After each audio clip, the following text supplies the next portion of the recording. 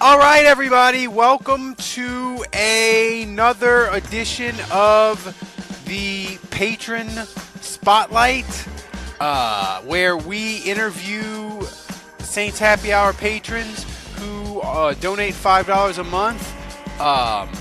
And we get to know them. They get to hang out with us. They talk about their Saints fandom, their show fandom, all kinds of fun stuff. And this episode I've been super excited about. The guy has been very accommodating. I've had major internet issues. My modem broke. I had to move it, and he rescheduled. We had to reschedule much time, but we're with him. He's Monedula. He is in the Netherlands. We are doing another international edition of the Patron Spotlight. Monedula, how are you doing today on this lovely Friday? I'm doing fine. It's a bit less lovely the weather here, but it's May, so road should How be is good. the weather? How is the weather in the Netherlands in May? My wife went in the summer like 5 years ago, and she said it was magical and wanted to live there permanently. Yeah, it used to be magical, but now this year it was like very warm in February. We had some heat records, and then now we have some low heat records. So it's totally gray. I'm looking out now, starting to get dark soon. So you're a Saint. How do you become a Saint? I'm always curious with international people how they become Saints fans.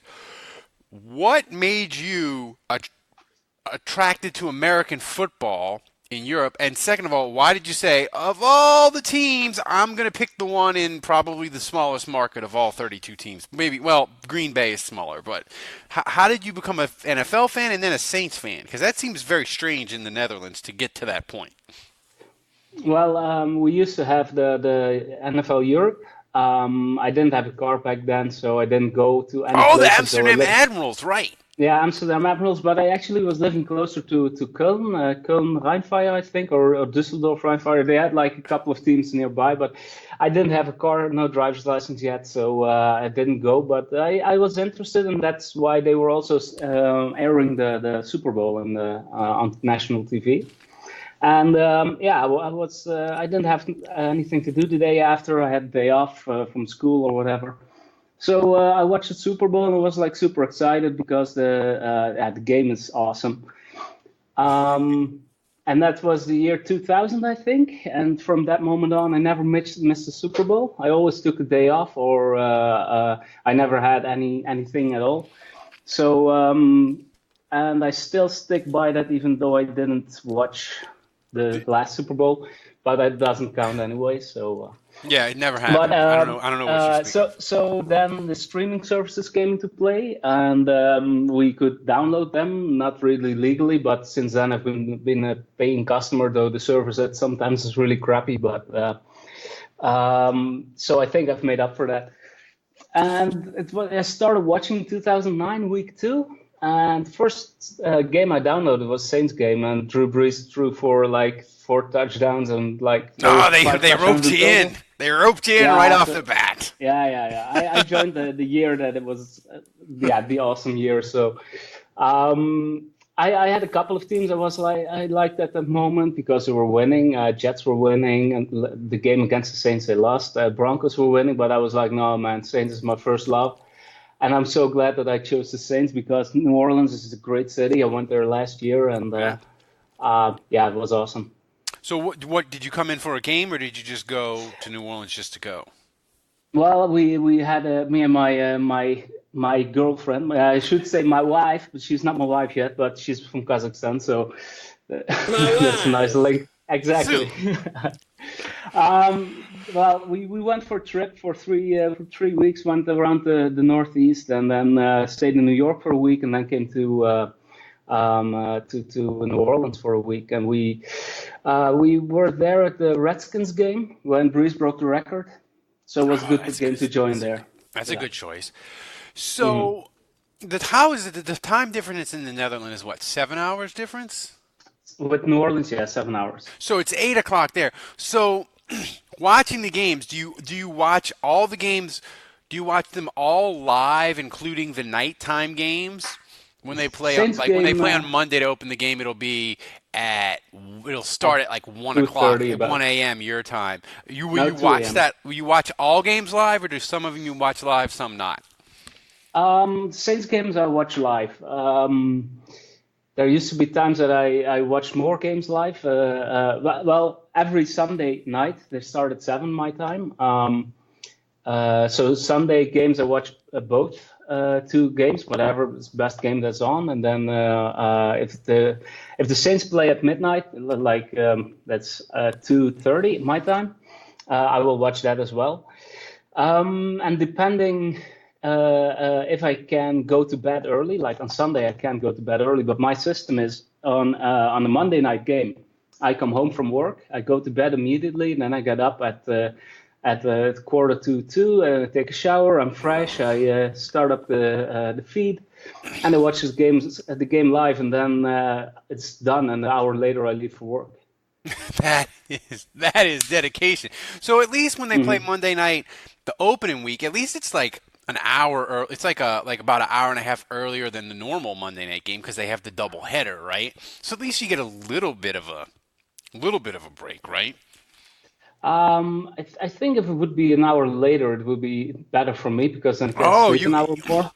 Oh, you're But saying because you wish now they I have you played the now I have a second game broken of the day. Like, doubleheader and they started at 9:30 because that would be like 4:30 your time. You could just get yourself up really, really early and start your day super early. yeah, Yeah. yeah, and Like, then I could go directly after it's done. I could go to work. Yeah, but now I have a broken night, so I sleep, then I watch the game, then I sleep a bit more, and then that's 2 days later I pay for it. So that's crazy. I did that with what was the year they had the World Cup in Korea and they would start the games at like this. The United States would play at like they would kick off at like 2 in the morning. But I want to bring up something we were talking about before we started recording. Mhm. I was mentioning to you, we'll talk about the Saints and we'll talk about this, and I was going to mention about Ajax. They're the big team in the Netherlands, the big football club in Europe, and they were in the Champions League semifinal and they collapsed and lost. And I was going to ask you how you felt about that, and you said to me, I don't watch soccer anymore since the Netherlands got screwed in a World Cup.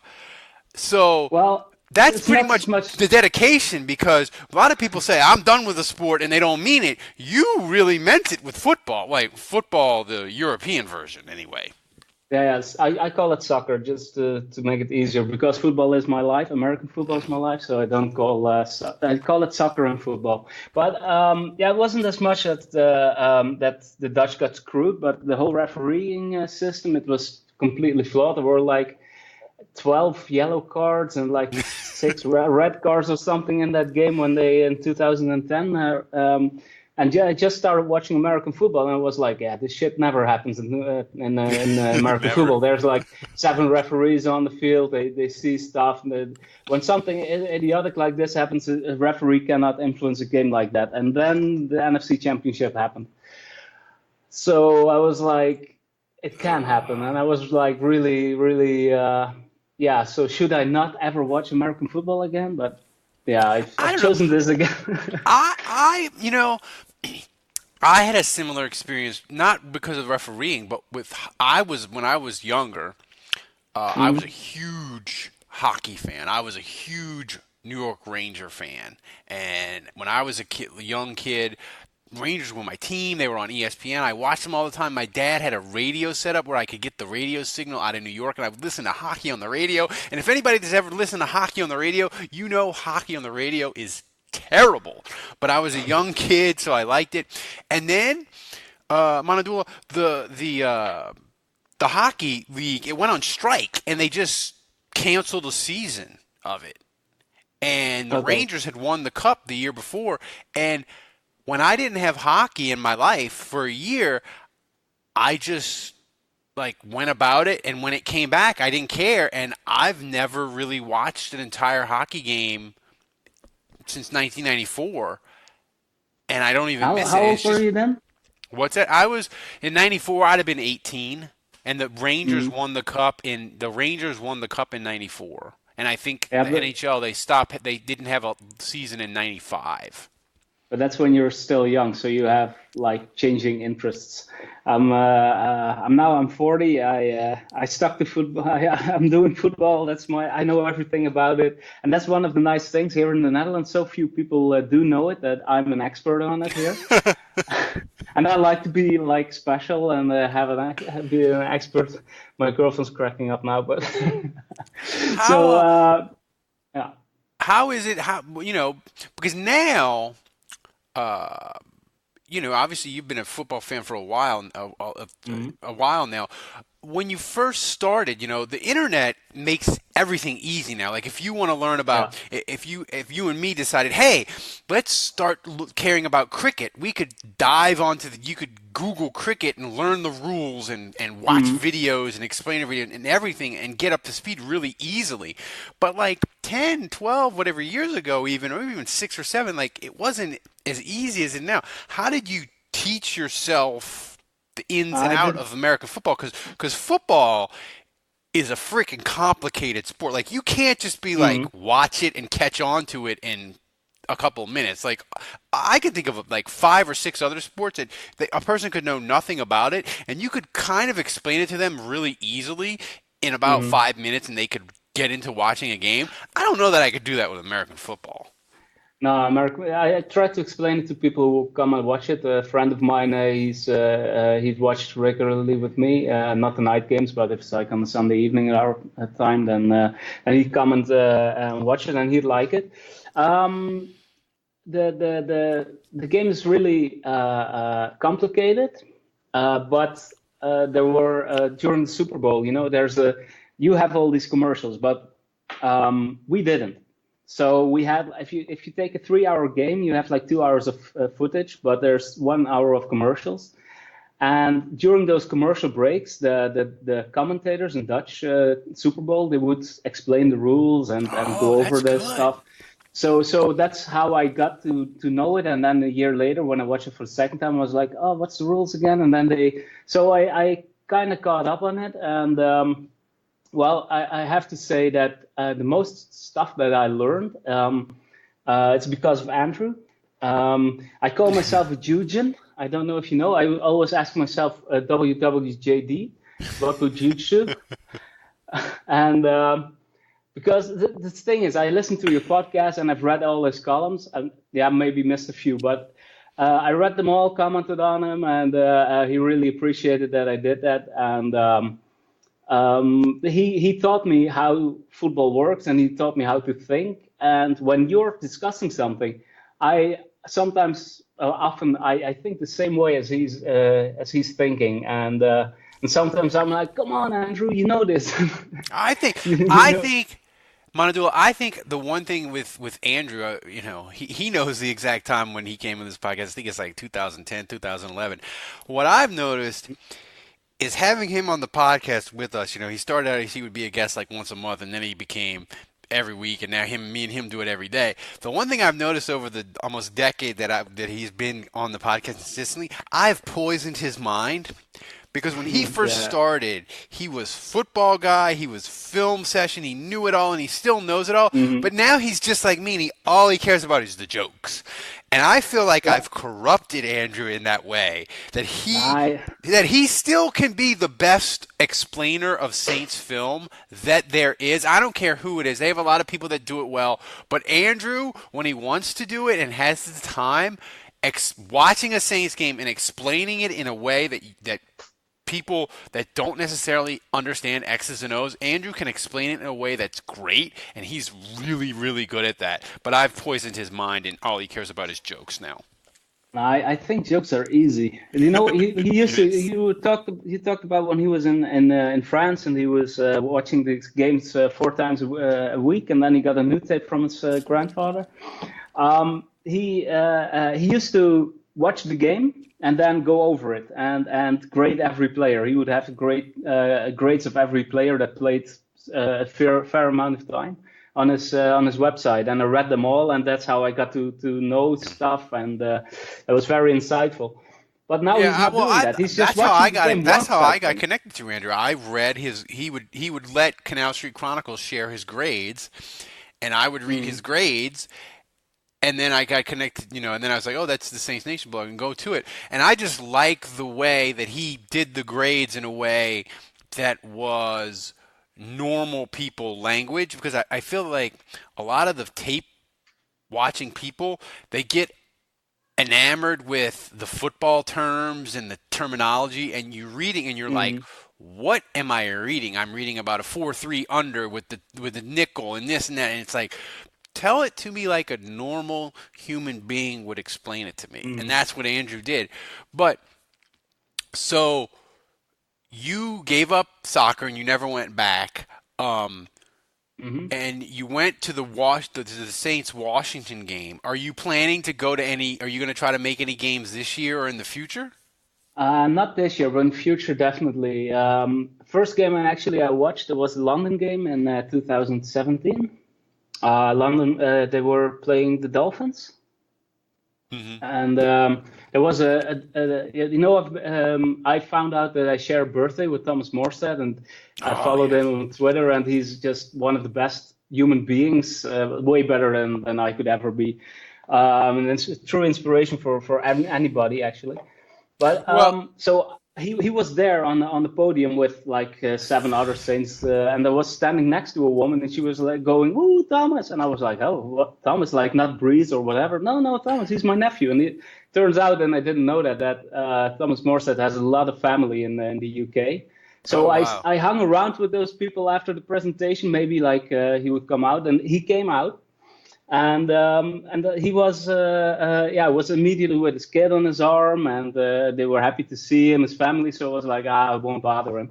So he tweeted that out to Andrew actually, and tagged Thomas Morstead, and he replied to me and said, "Next time, say hi." So I was like, "God damn, I should have done that." And Next then time. you know Yeah. what? After the game, I'll look. Maybe he'll come out of the locker room, but they didn't. And they say, "Yeah, you have to go there." So I was walking along, and suddenly I saw some people with number six on the back. So I was like, okay, these are his family. So followed them, and I came at friends and family area, and they were like, "Where's your wristband?" Well, I don't have one. Yeah, then you can't come in. So, but it was like a low fence, so I could just stay outside. And I was like, okay, when Thomas comes out, I will ask them like, can I talk to him a bit or something?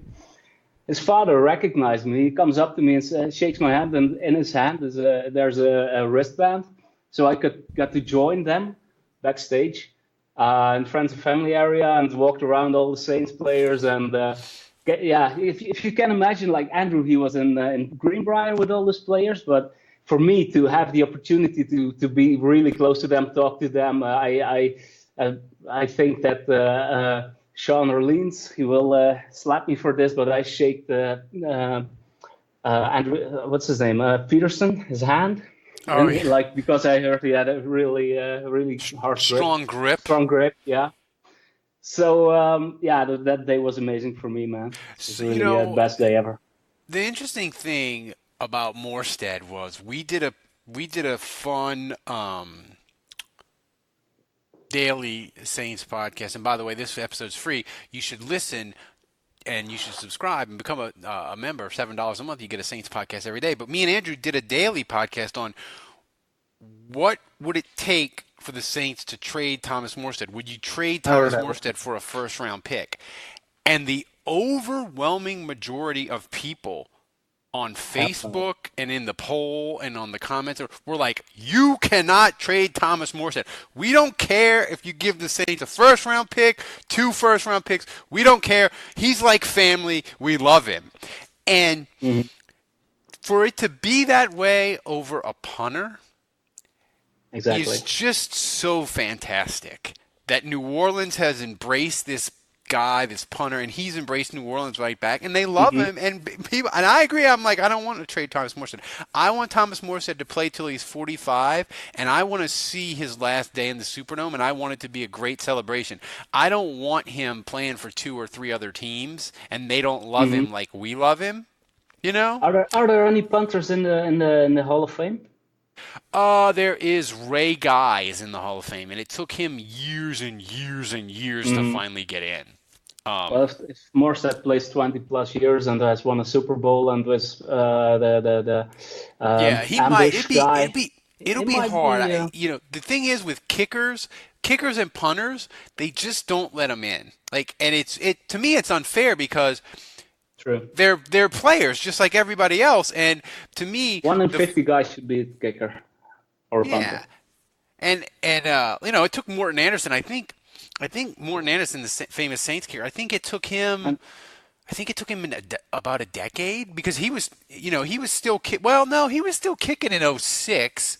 So, and he retired in it's '08. So about it a took him decade. almost a decade, yeah, because he got into a couple years ago. So it took him almost a decade to get in. But that's Monedula. That's just kickers, man. They have a bias against them. So as you look, another question I want to ask you is because you're a Saints fan and you come to it from a foreign perspective, Country. Okay. how do you process all the rivalries and hatreds and things that American fans we sort of Uh, know automatically? If we're a football fan, we know, oh, the Saints hate Atlanta and Dallas hates the Redskins and the mm, Packers hate the Bears. Where do you go to sort of learn all that? well, the rivalries between other teams, I don't know, but Andrew taught me well. And it was so easy to hate Roddy White. It was like, oh man, that guy was so easy to. He blocked me on Twitter, and that was really great. Congratulations. Jeff Duncan did as well, and then somebody tweeted Jeff Duncan. Jeff Duncan was like, "Oh, okay." In the spirit of whatever, I'll unblock. I was like, "No!" I nearly had to trifecta. I had Goodell to block me yet, and then I would have been complete.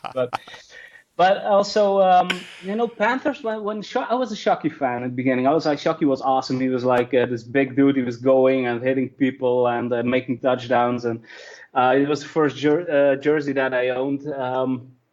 That's a And good choice. That's a good choice for a first jersey. Shockey was fun. yeah, in 2009 especially. And so he went to the Panthers, and I was like, okay with that. It was a rivalry, but I didn't mind the Panthers that much. But now Newton makes it so easy to hate the Panthers. I can't imagine ever hating Roddy White the same amount as I hate Cam Newton. So Buccaneers, as long as they're down there and never really winning anything, I'm okay with the Buccaneers as well. Do But we even like? I feel the same way about the Buccaneers, and even though they beat the Saints in the opening game last year, I feel the same way about the Buccaneers that I feel about the Browns. Like I don't have any emotional attachment to them or hatred for them, I even think though the they Browns won with are John there. Gruden. It's a long time ago. I just don't.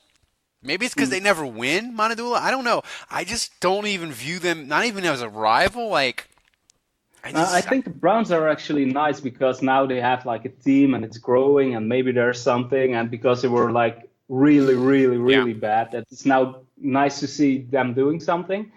And they're also not in our conference even, so who the hell cares about the Browns? I would like to see them win, like to see them in the Super Bowl, but the Buccaneers, as long as they keep losing, I'm okay with them. Yeah.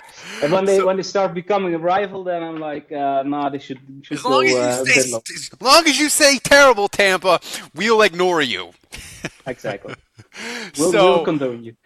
so final question, and this is what are your expectations for the 2019 Saints realistically? Um, I'm the thing is, I was really like depressed Saints wise. 1.5 hours to 2 hours a day, I would be on checking Twitter, We conversations, were listening all to podcasts, same and thing. then I moved. I moved three months ago here in this new apartment, and so that coincided with the Saints not going to the Super Bowl, and that was yeah, I did. I like cut Twitter out of my life at that point, and now I'm slowly coming back in. The draft was nice. Oh, my girlfriend's applauding now, but but Twitter is poison. Twitter is a yeah. poison, horrible drug, Well, and I am addicted, and I wish I could not be on Twitter. well, I don't have that many followers, so so people don't write me that much. But no, so I was kind of like this. This was it. I'm not even sure they probably make the postseason, but. It won't be as they won't have the first round bye. I'm thinking like 11-5, 10-6, because the team is still great. But my heart, like, it's not like I want them to win, and because even if they win, even if they make the NFC Championship, there's just like this, we were there last time. That was the time we should have won. The only thing that the Patriots did to win was to change the defense. So Goff was horrible, and they couldn't score themselves, and they scored one touchdown, and then they won. If the Saints would have been in the Super Bowl, they would have obliterated the I feel Patriots. like if the Saints would have been in the Super Bowl, Camaro would have been MVP because he's from Atlanta, and that just would have poured gasoline and salt and made Falcon fans feel even worse that the Saints won the Super Bowl in their stadium and a guy from Atlanta was MVP. I believe that in my heart. No one will ever convince me otherwise.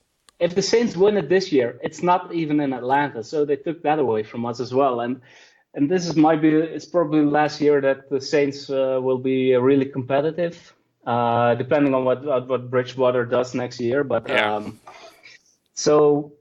I don't know if their heart of the players, if their heart is in it as much, because they must have gone through worse than we did. But as soon as it starts up, I think they will play for it. But they'll know that it's ending, and so their heart won't be as much in it as it's now. And it will be really hard to get through the playoffs, having first round bye. I think I think you're right in that this will be the last year that this team will be together. But I disagree with you on the thing of you don't think their heart's going to be in it, and that could be the problem. I actually think it's the opposite. I think this group, they know that this is going to be it. Like after this year, Breeze may retire. Michael Thomas has got to get paid. Other dudes are going to want to get paid. I view this, they might put extra pressure on themselves as like, this is our last shot. Like after this group is going to be broken up. Again, yeah. And my God, we really better win it. This is year 3 of this. If we don't win it now, it's broken up. It's over. Oh my God. And the pressure might even be more intense, which could be a bad thing. But we'll see. Monedula, I think once July gets here and we start going to camp, I think we'll fire ourselves up and we'll get super excited. And we'll never get over the bad call and getting screwed. Mm-hmm. But I think we'll start, instead of looking back, once July gets here, we're going to start looking forward. So. Yeah, I've been since the draft is here and has been here. I'm getting a bit more interested and more hyped, and also fantasy football. I'm getting into it. I've got first round draft pick and first overall pick in the dynasty league. So I've been really trying to figure out who I should draft first. But I've got 5 picks in the first 5 rounds. I'm very good at trading picks.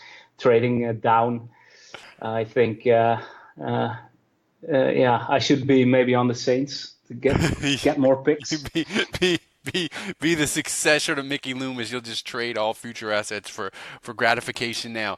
But Monedula, thanks for joining us, guy. I appreciate it. And everybody who's listening to this, you can be on the Patron Spotlight too. Just sign up and be a patron supporter. I can't officially offer this as a perk on Patreon because it's a raffle, but we're still going to pick one every month. So if you sign up and you become a patron for us, you can do this. We do it every month, and we do a bunch of them at a time, and it's great. It's fun. We do international. So thanks to Monedula for joining us, and thanks to everybody for listening. And until next time, the bar is closed.